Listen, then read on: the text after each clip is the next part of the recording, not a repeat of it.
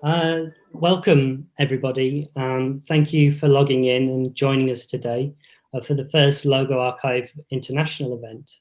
My name is Richard Baird and I run the LogoArchive programme alongside projects like BP and OHM. I have three amazing guests for you today. They are Naomi White, Darren Leader and Graham Burrows, who have both all been kind enough to join us this evening. I'll begin by introducing you to LogoArchive, for those unfamiliar with its origins, and then the LogoArchive International programme. We'll then hear from the LogoArchive Great Britain team, who each have prepared a 15-minute presentation for us on aspects of British design. We'll then finish with a conversation. If you have any questions, we have a pop-up window for Q&A specifically, and I'll look through those when my guests are speaking, and we'll answer those at the end. LogoArchive began in 2015 as an Instagram account documenting mid-century logos. And this really follows years of scanning and researching books and magazines as part of my own research. LogoArchive now has over 160,000 followers and an archive of 2,500 logos. In 2018, I followed this up with the first of 10 zines, 7 numbered issues and 3 collaborative issues. This saw the utility and the volume of the logo book reconfigured into a light and ongoing series of zines, marked not just only by a carefully selected range of symbols and themes, but by a materiality of black paper, white ink, and black staples. There are now close to 8,000 zines in circulation, with 2 more due out in the coming months and will be available on the LogoArchive Shop. Having been publishing these logos on a regular basis for 5 years, I've found that developing an Instagram account has become increasingly difficult. The Instagram algorithm doesn't really delineate between corporate enterprise and what might be seen as a hobby. Although I was posting work from many different countries, I didn't feel like I was able to really engage with them. Either because of language barriers or the algorithmic governance that really throttles reach. From this frustration, LogoArchive International was born. The premise is really very simple. Where I originally centralized logos of the world, it became somewhat of a mediator of a particular modernist aesthetic. LogoArchive International could be understood as a process or program of decentralizing those logos with the ambition to use that archive to provide a steady stream of content to a team of designers from around the world who could then build geo-specific audiences using their own languages. This would then provide these teams with a visibility and an opportunity to share the work of their country through stories in a way that they wanted to do it, that would be culturally specific and support contemporary cultural production. The grid becomes the consistent format between these accounts, where stories become a free space in which for them to experiment. I would then use LogoArchive Prime with its 160,000 followers as a form of a cultural bridge to connect it all together. The ambition is to, at some point, help further share their research, the research of these individual teams, through a program of talks like this one, through educational initiatives and various publications. However, what I failed to see, but now delighted to be part of, is the genuine community that is developed within the framework of this program. It originally began on Slack and we moved that to Discord. I had thought that each team would keep to their country's channel with me assisting. But what I saw was people jumping channels and helping each other out. And this really was a very moving thing for me to see. So that's the intention and overview of the LA International program. Just like the zine, this happened really very quickly. I had the idea on a Thursday, and by Monday, I had 2 teams up and running. We now have 18 accounts with over 20 people running these in just a month. So I'd like to move on and introduce you to the team behind the LogoArchive Great Britain account. Alongside LogoArchive Italia, they were the first to jump in and to see what they could make of it. And wow, it's a real delight. I'm constantly surprised by what Naomi, Darren and Graham have researched and found, and the way they presented it. So I'd like to welcome studio owner and creative director Naomi White, lead designer Graham Burrows, and studio owner and educator Darren Leader. I hope that this is an opportunity to connect with and see the people and the passion that underpins the LogoArchive program. I'll now hand over to Naomi, who will kick things off. Hello, Naomi. Thanks, Richard. And sharing screen. You guys see me okay? My name nice and big? Hi, everyone. So I'm Naomi White, and I run a studio called Branded by Naomi, based up in the northeast of England. And I work with social good businesses and lots of charities and non-profits and that kind of thing. I identify as female. I live in Newcastle upon Tyne and work there too. And ironically, I think it must be the worst possible name because we've probably got the smallest castle there is in the UK. But we are named after it, the Newcastle. And I am really driven by systems. So like system design is my go-to. So I love, yes, I love building the individual parts of a brand, but I love, extending that out into much bigger, wider projects. So because of these 3 things alone, I thought that it would be a crime not to talk about the wonderful Margaret Calvert, who we all probably know and love, but if you don't, then you're in for a treat. But I think Margaret, so to give you a little bit of background first, Margaret grew up in South Africa, and she moved over to the UK when she was 14, and she studied illustration. And she was lucky enough to have several brilliant tutors, but one of them was Jock Kinnear. And she impressed him so much that he then took her on as an assistant. And her work alongside Jock was just fantastic. And she then became, further on in her career, a partner with him. And that the business turned into Kinnear, Calvert and Associates further down the line. And it's hard to know when I first came in touch with Margaret's work, because I was born in 1982 and I'm up here in the northeast of England.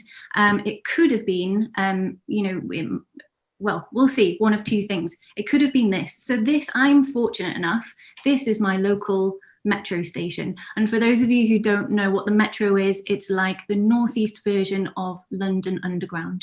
So it's like an underground, well, some's underground, some's overground. It's a railway network of 40 stations, 60 stations, and over 40 million passengers use it daily. And we are still fortunate enough, and this is Margaret Calvert's work. So she is a graphic designer and a typographer. And she's still with us. She's in her 80s. She was born in 36. And this is, I walk past this every day. So I love this. And the typeface is now referred to as Calvert. But at the time, it wasn't. And I think she's quite embarrassed that it's now called Calvert, although she absolutely shouldn't be. So this beautiful slab serif is something that I see daily, and everyone does up here in the Northeast. If we look back to the 80s, so it was put into place in 1980. This is kind of what it looked like. I'm going to be looking a lot this way because this is where my shared screen is. So this is how it looked in the 80s. And it was beautifully done. However, it was there was always kind of a mix of a mark, because the ownership of the metro railway system kind of got handed over to lots of different entities, lots of different companies. So we always see the mark used in different ways. These days, luckily, it's come full circle, but we'll get onto that, where we see the lovely M symbol. But back in the day, we saw all sorts of different variants of logo mark of ownership, and the colours started in this beautiful way of yellow at the bottom, white at the top, and then it just got bastardized with all sorts of horrific graphics and all sorts of sponsorships and all sorts of things. But the Calvert typeface was used, you know, really, really beautifully throughout. And then, so this, I love this image. So also an extension of, so how it was originally done was Margaret color coded stations as well. So you can see here on the left, the Haymarket had this dark bottle green, Central Station had, where some of you might have been to the train station there, had like a dark deep red. Another one had used a blue. So there was color coding in there as well, but obviously the main brand color being the yellow, used with the black and white. And the Calvert was used all the way through, as we see up the escalators in this beautifully 80s shot of the escalators there. And then coming full circle, so back in, this is kind of how things look now.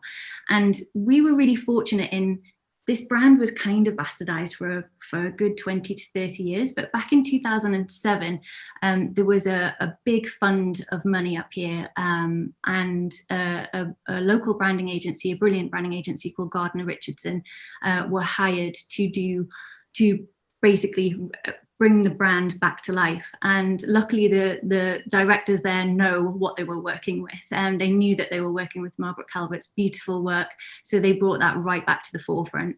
They stripped everything back, and now the M of the sans serif is just known.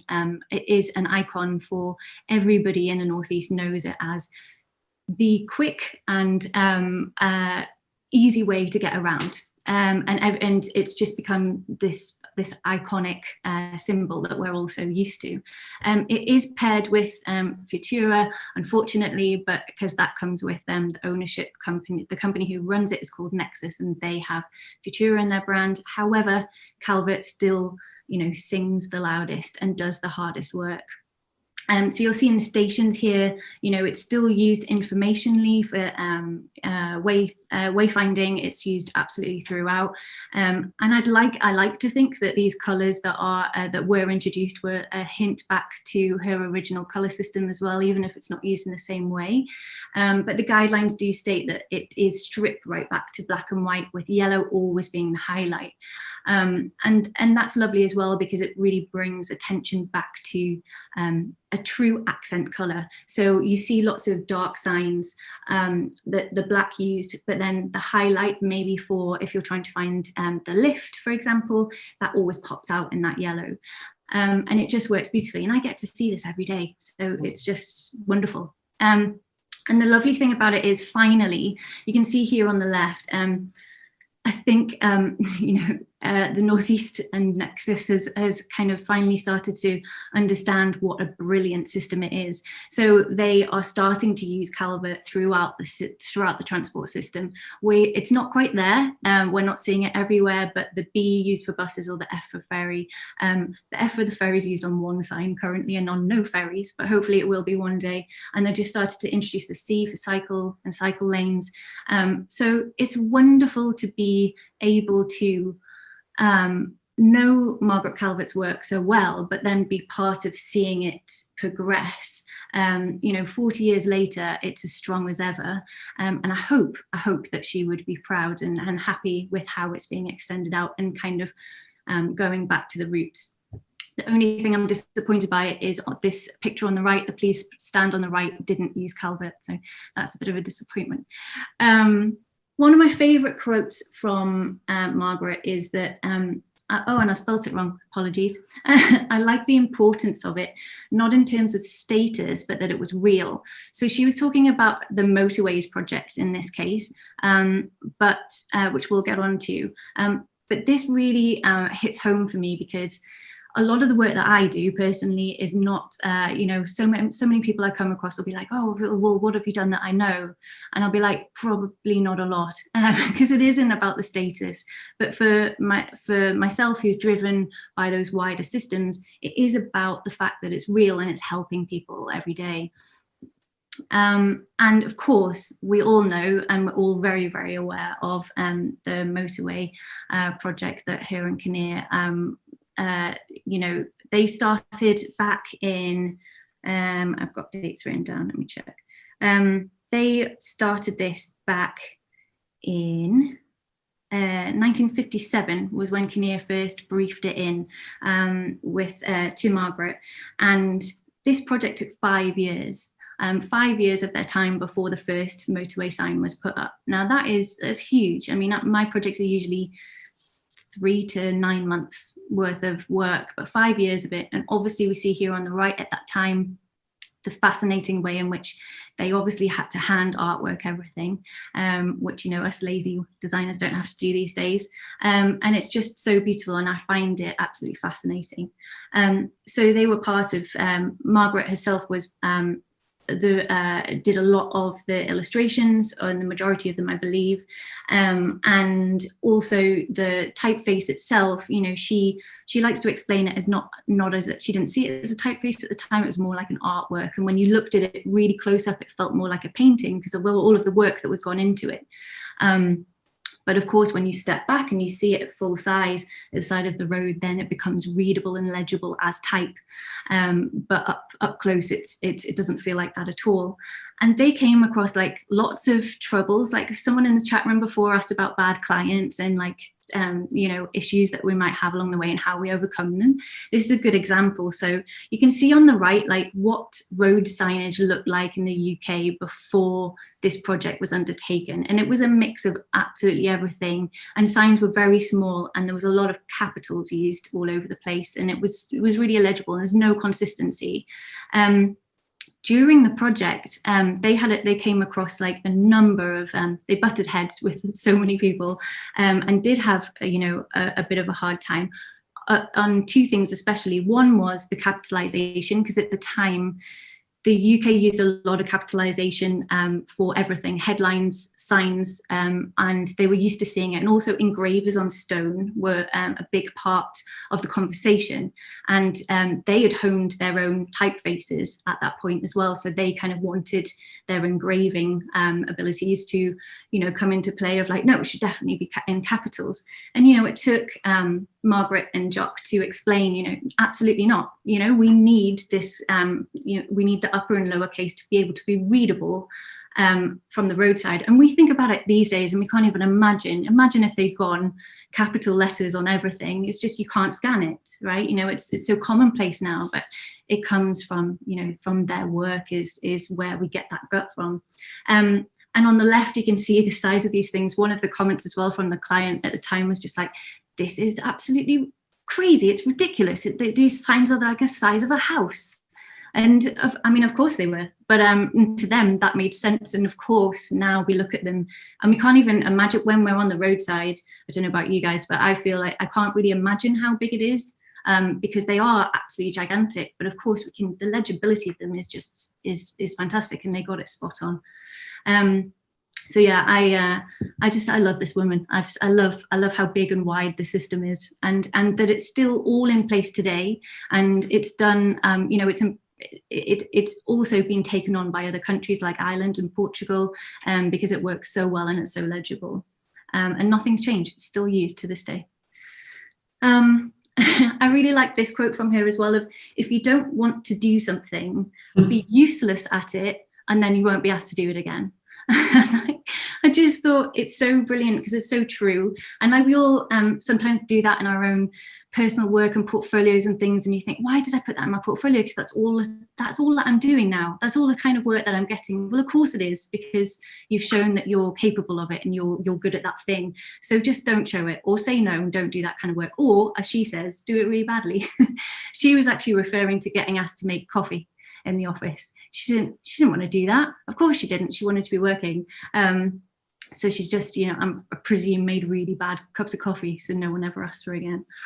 And of course, just to close the conversation around Margaret, of course, you'll know, like, they, you know, her and Jock did such an amazing job on the motorways that, of course, they then became known as the people to go to for transport. So we all know the British Rail typeface and all the system that works there.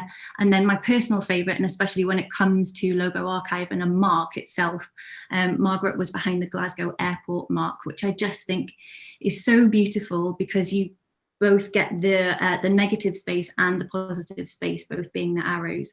And, and she also has a giggle at the fact that the negative space, it all comes together. So she's kind of had a giggle at, you know, well, if the planes all landed in exactly the same place, that's not actually very helpful.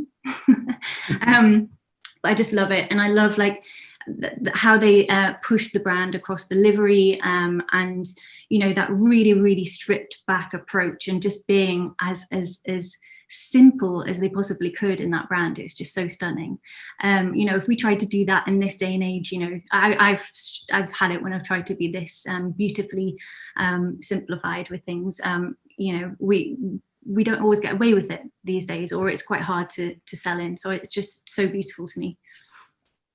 And going back to a bit about me, so adding to what we said earlier, so I don't like taking inspiration from online. I like to get outdoors. I don't like to seek inspiration through the internet, as so many people do, and I love it, and I love Instagram, and yes, I scroll just like everyone else does, but I don't go there for my inspiration. I try and look outside of that for inspiration. And similarly, I love the physical, like, so here's a bit of Kramer for you. So I love physical product, and I don't tend to get to do it all the time. A lot of my work is digital, but I actually love the tangible, and I love designing for the physical maybe more than I do the digital, because the digital always feels a little bit throwaway and the tangible feels so good. And then also I love constraint. So many of us designers do, but I love a good constraint, like, and because of all of those things, excuse me, on the side, I tend to collect things.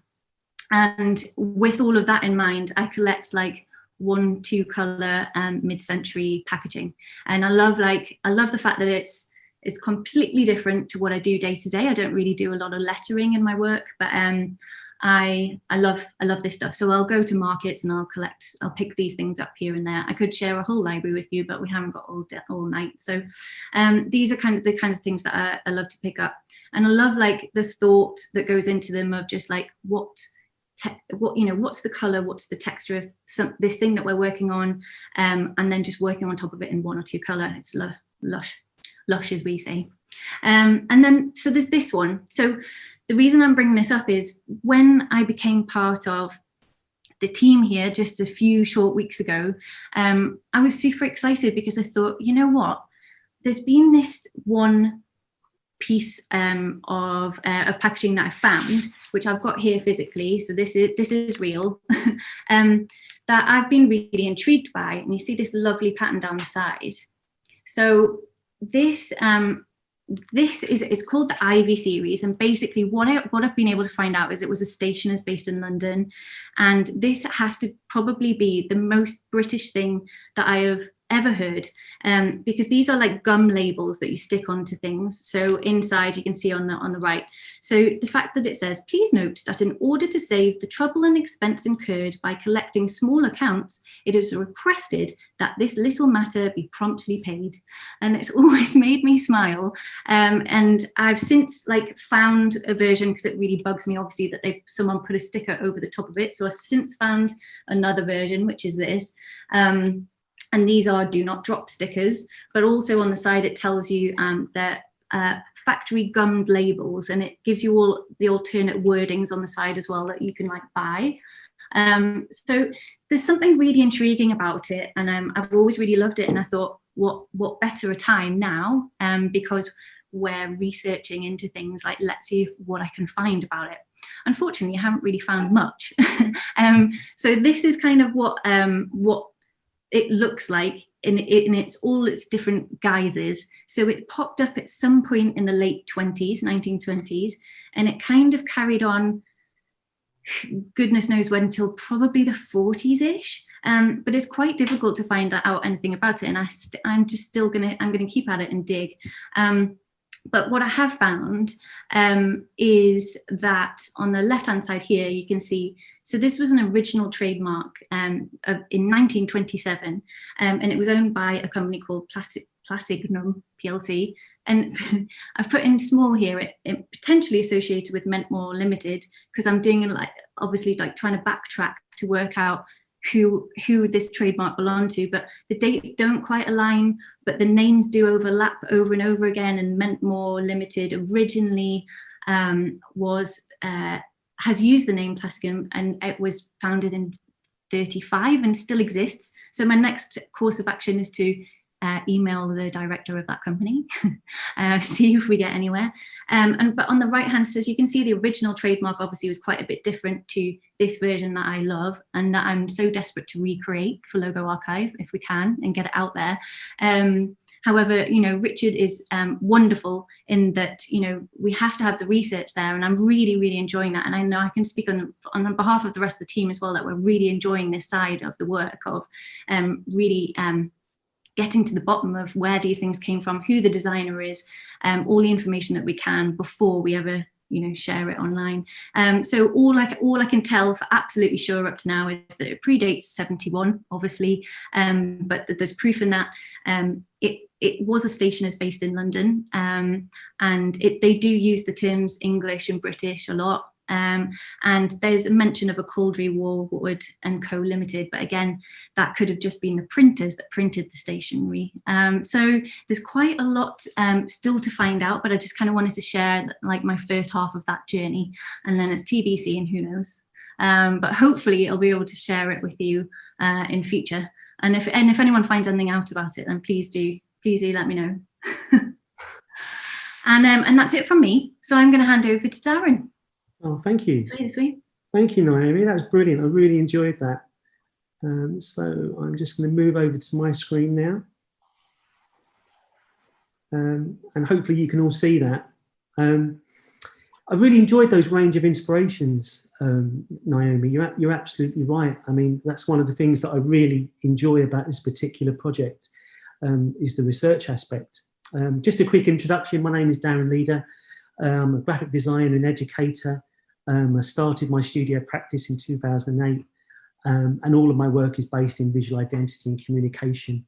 I especially enjoy heritage and cultural and arts-based projects. As you know, the LogoArchive International accounts began, just a few weeks ago.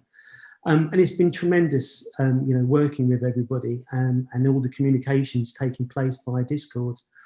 The presentation I want to share with you this evening, I want to talk about two logos that have been researched very recently, just in the last week or so. And I also want to talk about the work of one particular designer who you may not have heard of. And I want to conclude with a surprise. The work that I want to refer to is rarely seen. So the first piece of work I want to share with you, oops, oh, hang on, that's not allowing me to go forward. Hang on. Here we go. So this is the first logo I want to share with you. And this is the logo for British Steel, designed in 1969 by designer and artist David Gentleman. And what I love about it, it immediately indicates those marvellous kind of like modernist influences. But immediately what I like about it is that it avoids being a monogram of BS, for obvious reasons. So it looks at the letter S to form, that relationship, referencing, the purpose and specialism of steel construction, to form something that becomes more of a signifier, a symbol, something that works well alongside more descriptive type.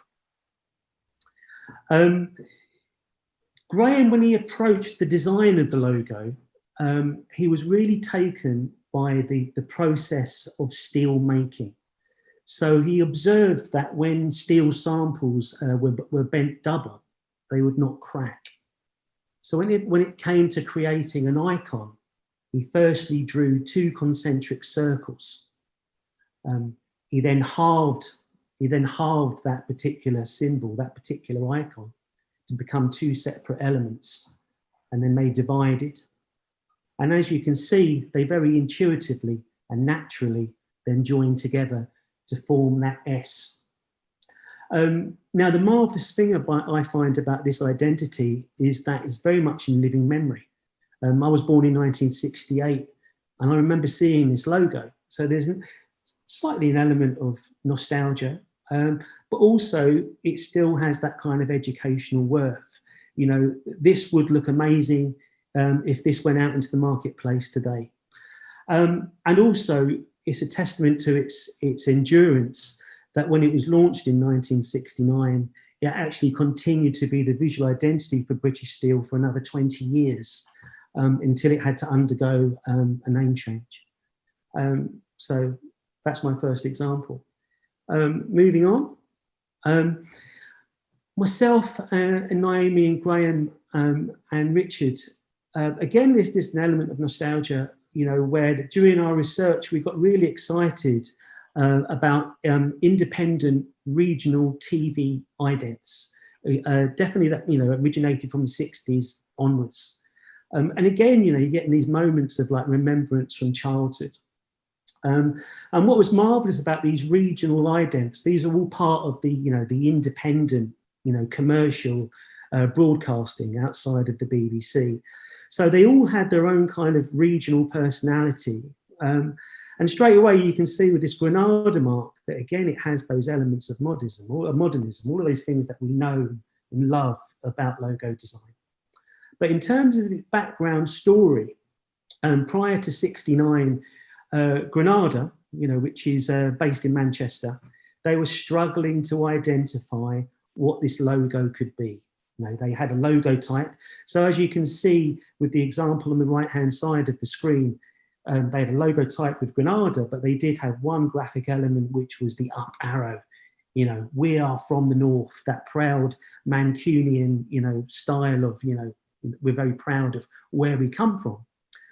But internally within the company, as they were broadcasting, they were struggling to find an identifying mark. Strangely enough, this did not arrive until 1969. And there was a children's TV programme. And as you can see, it was a panel programme. And it featured 2 regional opposing teams. So on the upper half of the screen, you can see the region from the Midlands, who are represented by the ATV.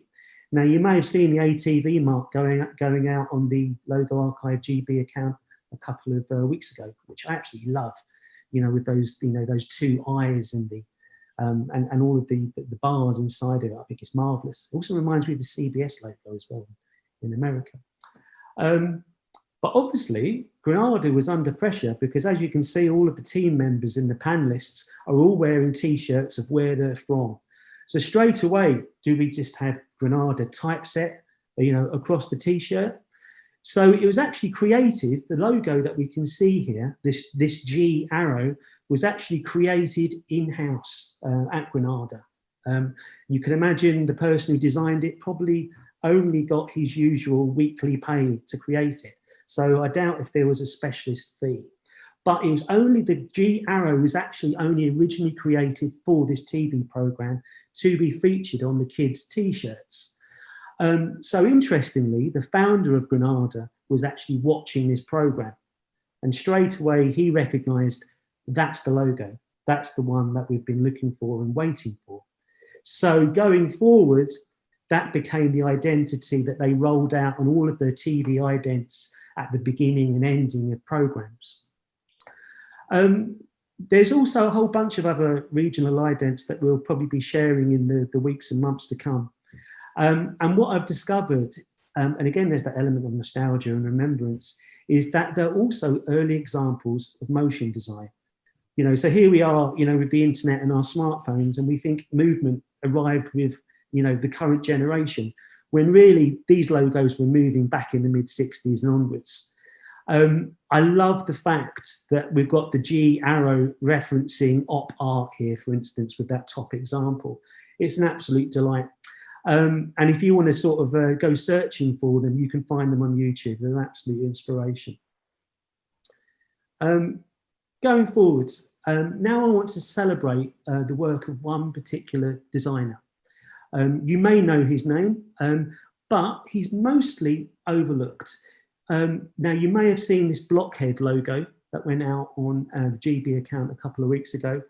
And this was a logo that was created for Ian Dury and the Blockheads, a band from like the new wave era of the late 1970s.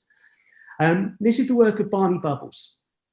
Now, interestingly with Barney is that he liked to be anonymous. You know, he never signed or credited his work on record sleeves. He was born Colin Fulcher, and I think he probably changed his name while he was at art school or as he was graduating. So he's quite a character. So going forward, what I love about Barney is that he's very representative of three distinct eras, but he transcends each of them. You know, so at the beginning of these photos, you can see the young modernist in swinging London in the mid-60s. And yes, the middle image is Barney, then becoming a young hippie in the early 70s.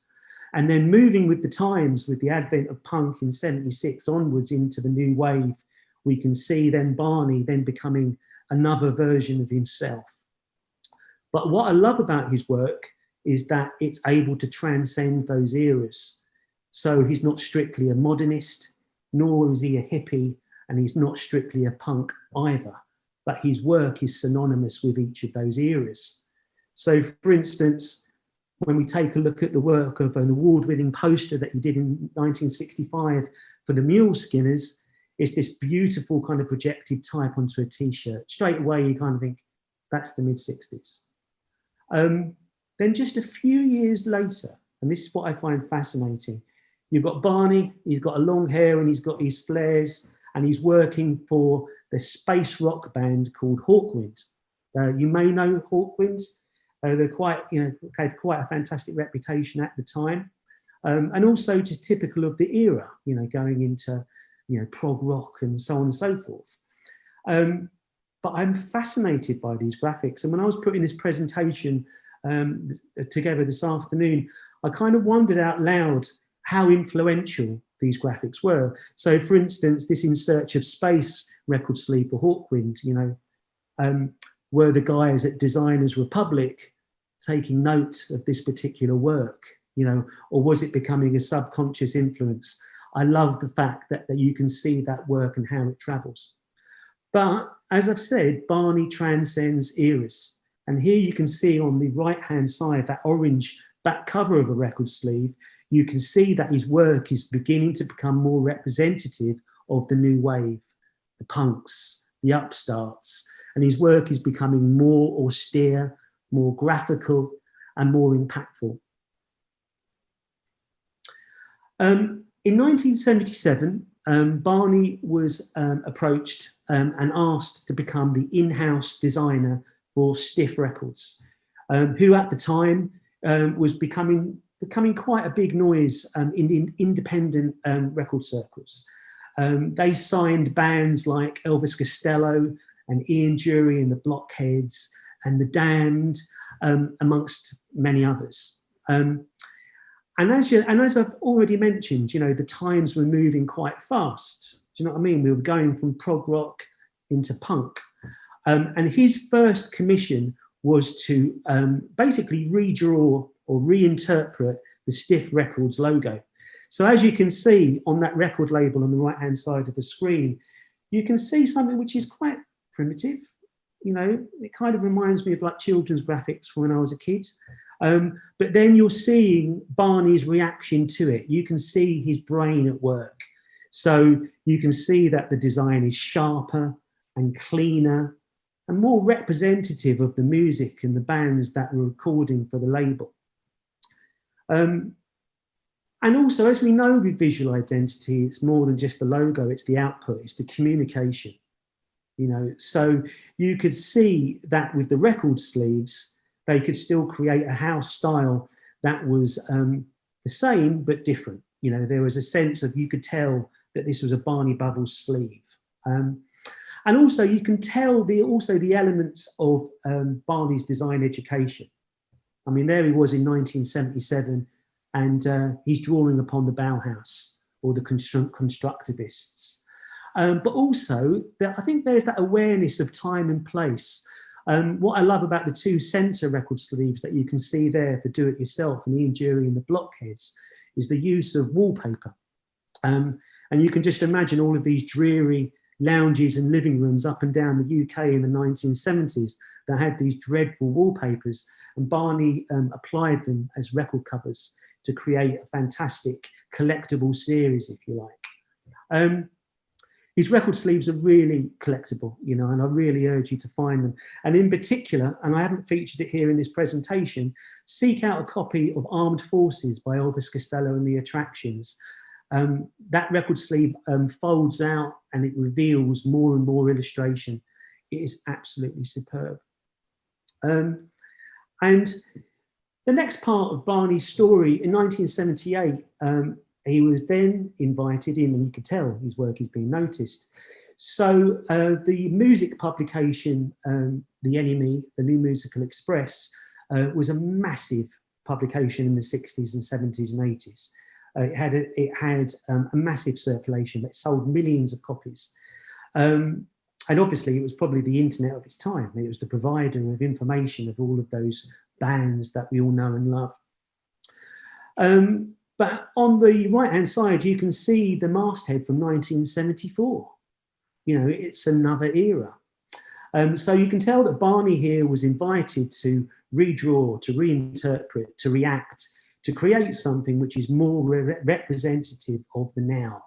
You know, so you can see that, that enormous slab serif that you can see in that 74 example into something which is much more sharper and clearer and more cool. I think what's interesting is that if you take a look at NME.com now, the masthead that is actually used on their website and on your smartphones is a development of the original Barney logo.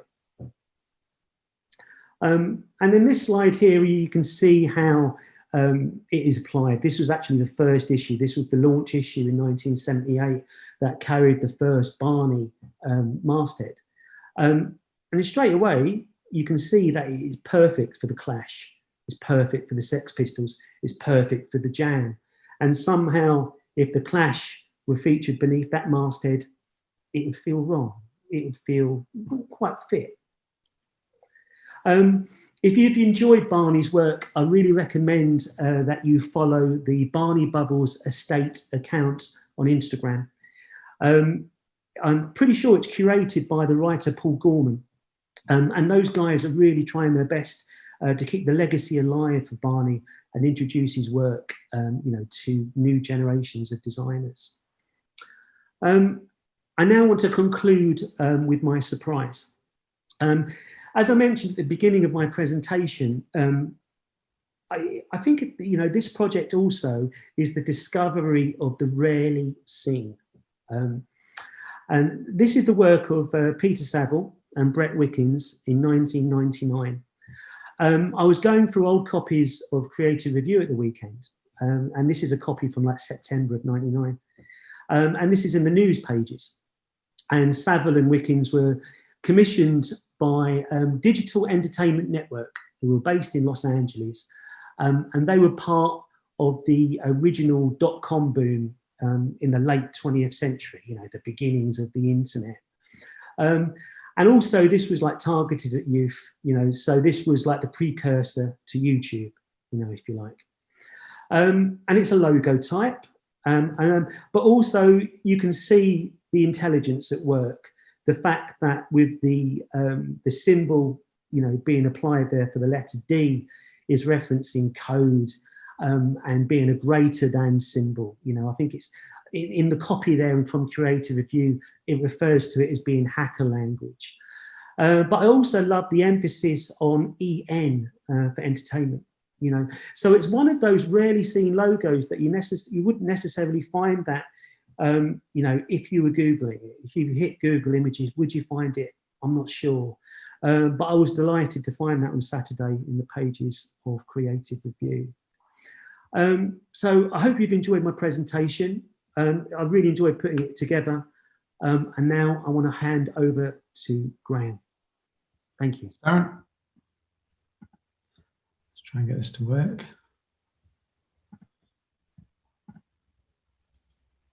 Okay. Well, my name's Graham Burrows.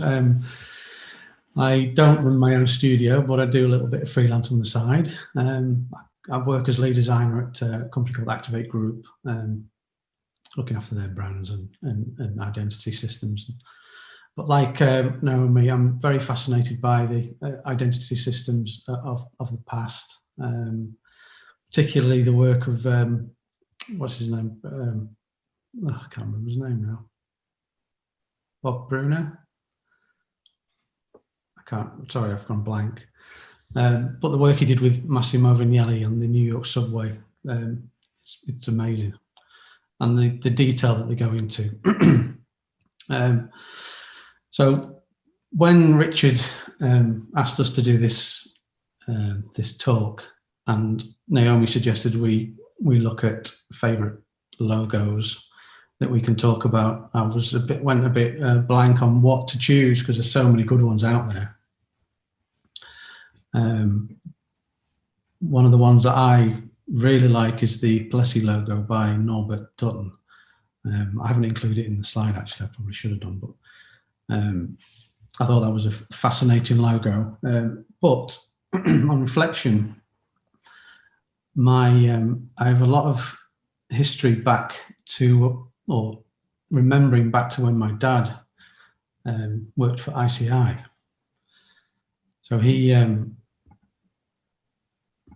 there we go. He joined that company in 1971, and we promptly moved to Holland and we lived there for 10 years. But I remember seeing this logo day in, day out as part of my father's work.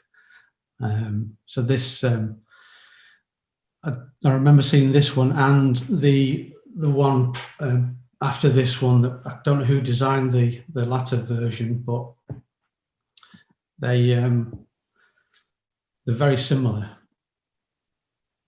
But the two on the right are the ones that I remember vividly. And I always remember thinking, why is there 3 waves on one and 2 on the other? I never really understood that logos actually progress or get redesigned. It was just, I thought there was just 2 logos for the company and they represented different things. So it was fascinating going back through the internet archives and looking back at when the original roundel, the ICI roundel, was created.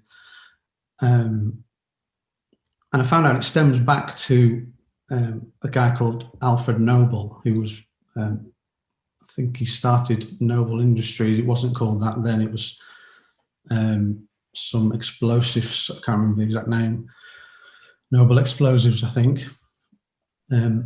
But his roundel on the left came into view around 1920, and I thought it was interesting that the roundel got adopted by ICI as part of a merger in 1926 between Noble, Brunnemond, Alkali Industries and Dry Stuffs, British Dry Stuffs, and they formed a coalition of power in the heavy chemicals industry.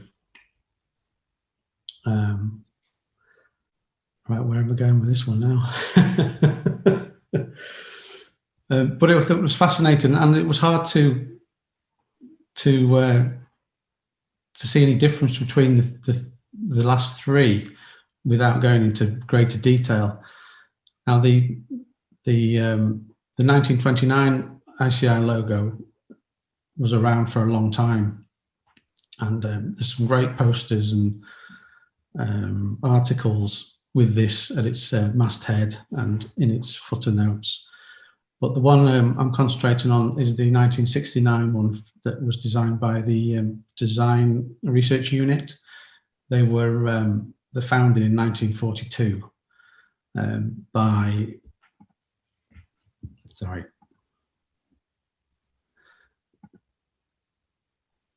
it's coming.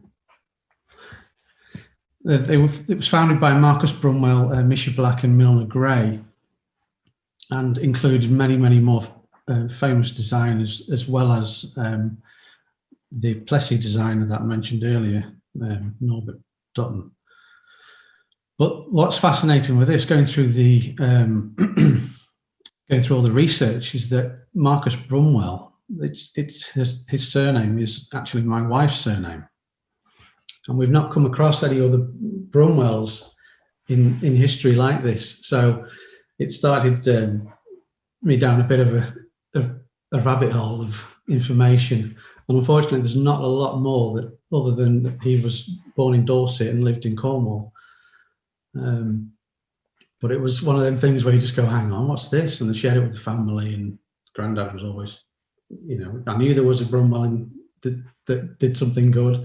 And the irony is that his son, my brother-in-law, his middle name's Marcus, but without any connection. So I thought that was quite interesting, personally anyway.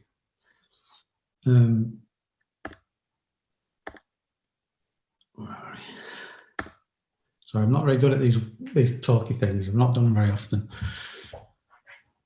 So as you can see, there's plenty of documentation and books of all shapes and sizes and graphical application. There's even a record that's I think I've got it here as Afro-Cuban music. So I'm not really sure why it's ICI branded, but it's some kind of promotional tool, no doubt. But I like the fact that you can use the roundel across all mediums, and it stands out in its own right. You know, the Let's Decorate book, it's such a fun thing to see. And then you've got the ICI mark that, you know, it grounds it to what it's all about. And the one that I really liked was the petrol one on the right. I love the bold orange colour and that little bit of history behind the notation on there. But as far as the Design Research Unit, I've managed to locate one of their books, and that's winging its way over. Like I say, I went down a rabbit hole and I've purchased lots and lots of other ICI stuff, and it's really rekindled this this love for the identity and my need to find out more.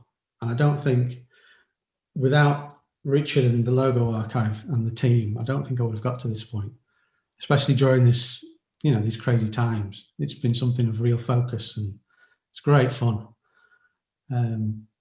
So yeah, that's me. I don't know if I've covered everything off. I've gone a bit blank, but back to Richard, as Darren would have said. Thank you very much, Graham. All right. And thank you very much, Naomi and Darren as well. It's always such a joy to see things that I've not seen before, and LogoArchive has been a bit of a rabbit hole for myself, and you discover a lot of different things, and you can't wait to share it. But then you find that you don't have enough information to put it on LogoArchive, and it's so frustrating. But I feel like it's really worth the effort, and it's you know, outside of university, it's a very useful tool in which to encourage you to go out and learn a bit more about design history. And sort of talking about that educational component, I wanted to sort of, Darren, what struck me about the LogoArchive account that you run is how British it feels. Having collated a lot of work over the last few years and across the world, I had lost a bit of sight of the cultural nuances that really defined each sort of country's visual output, and modernism applied its own kind of pressure on lots of different things. But when you start to collate things together geographically, you start to see recurring things and differences, and it's really beautiful. And LogoArchive Great Britain revealed that for me, so thank you very much. The research that you did on Barney Bubbles and the TV idents, I love the Granada story. I'll definitely love to write that up at some point. As an educator, I suppose I wondered whether you could offer some thoughts on LogoArchive and education, what opportunities there are. We've spoken about how it's encouraged us to go off and learn stuff. Perhaps you can expand on that a little bit. Yeah, I'd love to. Thank you, Richard. I mean, what I love about it, I don't know if I mentioned it earlier, but I've also spent the last 11 years also working as an educator, associate lecturer, locally here at Norwich University of the Arts. And what's fantastic about that is sharing influence, sharing passion. And one of the things when it came to branding projects, when it came to visual identity projects, shall we say, LogoArchive and the zines that were produced, and also Brand, Product and Opinion, were great reference points to actually teach how to design a logo, the beginnings of it, so it becomes that gateway. So you're straight away, rather than you're just looking at something that, wow, that is amazing, how is that made? You also begin to analyze, are we beginning with a letter or a monogram or a shape? Are we using geometry? Are we using illustration? Something that becomes emblematic, something that becomes symbolic of that identity's purpose, its reason for being, And I think that also the international resource is so important. I mean, what's funny, when you first approached me, Richard, I thought, gosh, Logo GB, what could it be? Because I'm a sucker for Dutch design. I love Dutch logos, I love Canadian logos, and that is where your heart beats, really. But what's amazing about this is that when you begin to kind of restrict your practice and you kind of think, okay, we're looking at the UK guys, you can see the influences of modernism. You can see, the outreach from Bauhaus and Swiss and onwards, but also the opportunity to abstract that. So yes, you can have a simplistic mark, but you can also create something that begins to abstract. So rather than a logo becoming literal, it can be something that is more of a kind of, it does become more, a signifier. It becomes an identifier, if you like, and obviously, audiences begin to adapt that and learn and love it.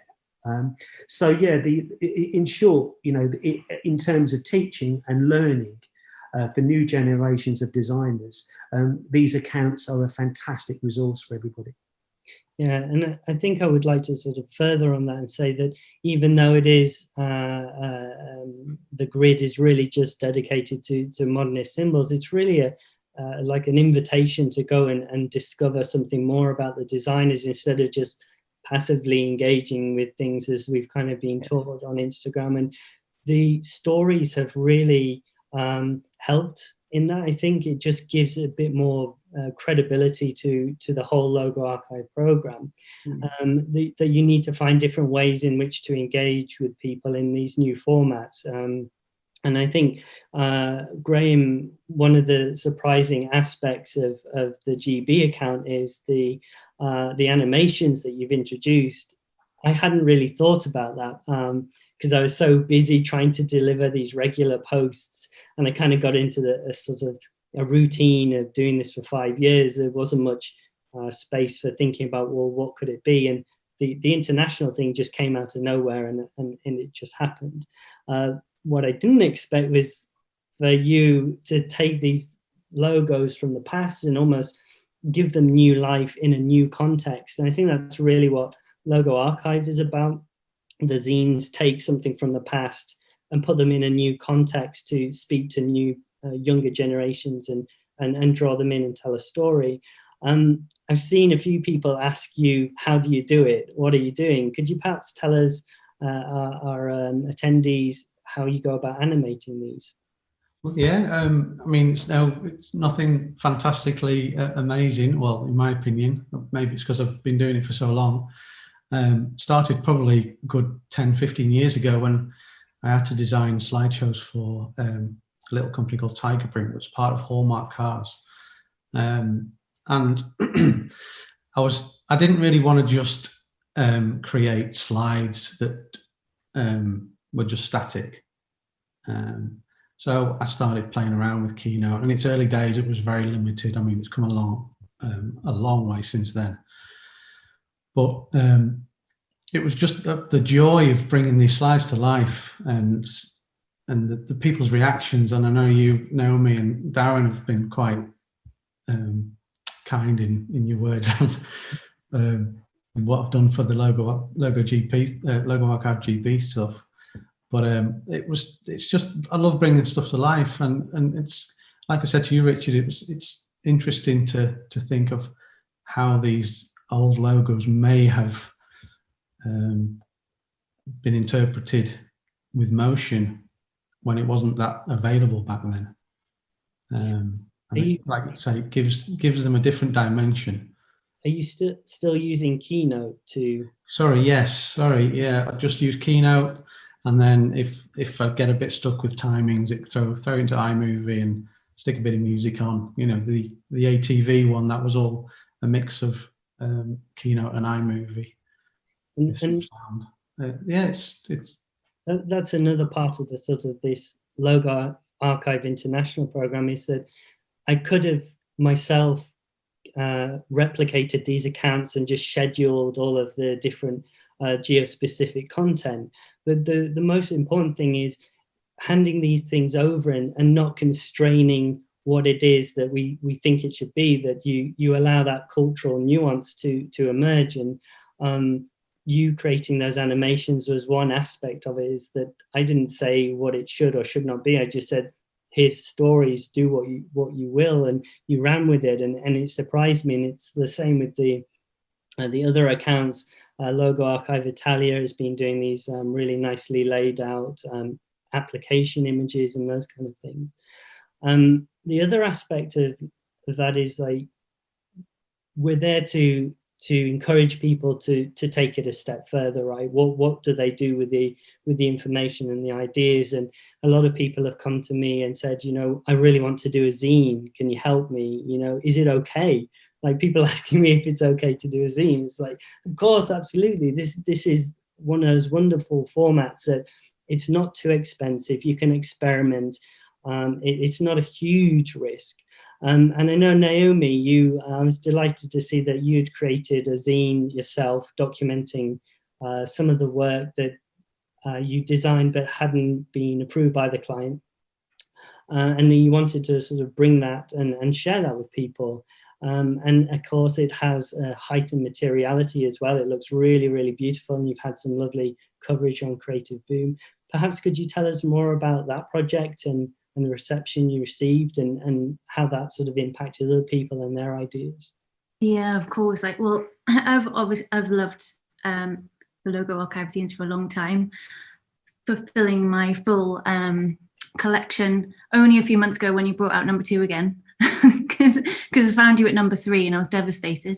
And I think I remember reaching out to you on Twitter at the time and being like, oh, but are you going to reprint them? Are you going to? And you were brilliant at the time and were like, well, not for now. And I was like, oh, kept me on the hook. But now I've been a massive fan and a huge fan of zines in general and print in general. I mean, zines, you know, as you know, they go back way back, and they were a huge part of the punk era and the underground scene. And you know, people would hand make them and do it as cheaply as they possibly could, and photocopy things and physically photocopy things in with them to like create art in a sense, and potentially people would make things that, you know, not one of them ever looked the same. And it was always seen as like, you know, a self expression of your own creation. And you know, I unfortunately am not that kind of designer, loving constraint systems. So I this year's been really tough, hasn't it? So earlier in the year, I was feeling a bit underwhelmed with my output, because a lot of the time work with my clients for months and months on end, and especially this year things have gone a lot quieter, but also a lot of projects were either kind of they were stalled or just put on hold because of the pandemic, and things weren't launched, and I wasn't getting that usual sense of like being able to share things, because obviously I don't share a new rebrand of something or a brand new brand with anyone until the client wants to share it, and we do it at the same time. So I was kind of just running with things through my mind, thinking I need some sort of fulfillment. So I came up with the idea of, got a couple here, of unfulfilled. So this is like obviously hugely inspired by LogoArchive. So this is like a foil on the front, obviously an icon to represent kind of unseen. And I literally called it unfulfilled because I was feeling really unfulfilled at the time. And it is a home for axed logo marks that deserve to be seen. So as I've kind of like put, you know, as brand designers, so much of our conceptual work goes unseen. So here's the runners up, the logos lost, and the what could have been. So obviously very similarly to LogoArchive, we use the lovely white print. Sorry, this is a really dirty copy. I've got fingerprints all over it. So yeah, we use the white ink, which is lovely. And then inner is all white page. And these are some of the kind of the logo marks that, you know, didn't go ahead and why. And all sorts of things in there, like obviously as logo designers, and especially as part of this team and us loving mid-century stuff, I always do it so it works in one color, always do it in black and white, so kind of sharing what they look like as well as what they look like in full color. This one was a favorite of mine because I wanted to share it in black and white. That's what I showed them first, and that was a mistake in this instance because they saw this and all they saw was a Scalextrics, you know, like the little miniature cars that go round and round. They couldn't unsee it, and because they couldn't unsee that, they just pushed it to one side straight away. And it was probably strategically the stronger mark for them. But, you know, obviously I was very honest with them. The mark they've gone with is perfect and it works beautifully. You know, I wouldn't put two or three forward if that wasn't the case. But we always like create more than one logo mark. So this is about food data. So obviously kind of chart data kind of thing, and also the trustworthiness of them. So like there's lots of projects in here that never really made it, or that, you know, just have flown under the radar, never got launched, that kind of thing. And then we've got a nice little gold spread at some point, if I can find it. But yeah, it was a really lovely project to be able to, that was a copper foil one. This was like a Christmas product that just never launched.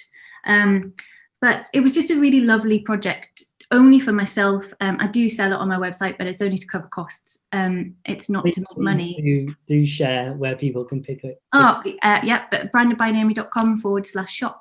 But really it was more about self-fulfillment and giving myself something to do, and also creating something physical. Like I said before, you know, in the studio, especially working with non-profits and charities, a lot of the time we have to cut costs on print, and we have to do things really, really cheaply and affordably. Otherwise we don't do them at all. So to be able to actually put a little bit more of my own finances into something that I'm more proud of, and you know, wouldn't feel embarrassed handing out to someone, you know, has been lovely. And I suggest that we all do that if we're feeling, you know, I think this year's been tough for all of us, especially creatively and the creative mind. And I think if you can just put your mind to something else that gives you a little bit of self-fulfillment, then do it. Yeah, fantastic. But it's thanks to you, Richard, really, because otherwise, you know, I might never have done it. I'm delighted that I've seen a few zines pop up from this, and it's a real delight. I'm going to jump over to one of the questions from the Q&A, and it was what designer, Daniel Britton asked, what designer first influenced you, and what did you see in their work? And I think we should use this as a provocation to the attendees to discover perhaps somebody that they may not know of. So please, what designer first influenced you? I think for me, it was, I tell you what was weird for me, and I think it might be typical of my generation, is the influence of popular culture, so record sleeve design, and also looking at that kind of work and actually not realising it was graphic design. So, you know, I kind of grew up sketching band logos on my exercise books and so on, you know, and as I grew up, you know, it has to be, you know, Peter Saville and the work at Factory, but also his fellow friend, you know, Malcolm Garrett, you know, who did work for the Buzzcocks. So it was really kind of mainlining those and just, but at the same time, it wasn't necessarily instant. It became like, you know, almost like a length of time where it was extended study, you know. But for me, it was Saville. But I think in terms of logo, I think the first logo that I absolutely loved was the NASA logo, the worm, in the mid-70s when I was a kid. And I don't know if everyone's familiar with Two-Tone Records and the Specials and Madness and Selector and whatnot. The Two-Tone logo was all over my maths book. So, yeah, that's for me. Naomi? Nice. I don't have a name for you. That's really embarrassing. But because I've got a really, really strong memory of the first time that I was really, really affected by what is logo design and brand actually, rather than graphic design or just visual in general, is I did some work experience at school. So it was late 90s. And I went in and did some work experience and worked on a version of the AA guidelines, the AA like Road Recovery Service, very British as well. And I was mesmerized by this. And I still haven't been able to find out exactly what point of design that was at, what version it was at, and who was responsible for it. So that's going to be another research project for me, because that had such a huge effect on my career choices and my pivot from there, I think. And that was really, really early on, before, you know, I chose what university to go to and that kind of thing. And it had a huge effect on me, so much so I still think about it to this day. So I really need to find that out. I'll share it when I find out. Thank you. And Graham? Well, I think you've already mentioned them. The one that sticks in my mind is Designers Republic, when I was at university. And I don't know what it was, or I think it was the fact that it was so bold and very different for its for the time. But also, and only just remembered recently that I took one of his ideas, and I think it was a little like a little bomb icon. And I used to have a Nissan Cherry, and I took that and spray painted it with a stencil onto my filler cap. And nice. It was my cherry bomb. And yeah, always loved the stuff that they did. That's fantastic. And I think that's a great place to leave it. Thank you, Naomi, Darren and Graham. Thank you for taking the time for preparing the presentations today. I hadn't seen them before you delivered them. I'm absolutely delighted. I didn't know how you would present it. I'm absolutely delighted. I'm also really delighted with the work that you've done on the Great Britain account. It's always a surprise and a delight to learn something. I didn't know what it would be. It looks very British to me, and it fills me with great pride. And I'd like to thank all of the other individuals that have taken on the accounts in the LogoArchive International program. There's nearly 18 different accounts, and as I said, like almost 20 people, and it's really exceeded my expectations. And if you'd like to follow any of these accounts, if you just search LogoArchive on Instagram, a whole list will pop up. Please follow them all, but particularly follow the one of your geospecific regions. One of the things that we'd like to do is to try and help designers, studios, blogs, educational institutions in these specific areas in the future. So furthering design discourse, continuing to build cultural bridges. And then if you would like to support the LogoArchive program, please consider picking up copies of the latest zine. It's how I fund the whole sort of thing, and I'm hoping that in the future we'll be able to do that with the individual geo-specific teams. You can get those at LogoArchive.shop, and we'll, as I mentioned, launch 2 more in the coming months. Thank you again to my guests, and thank you to all of the attendees for joining me today.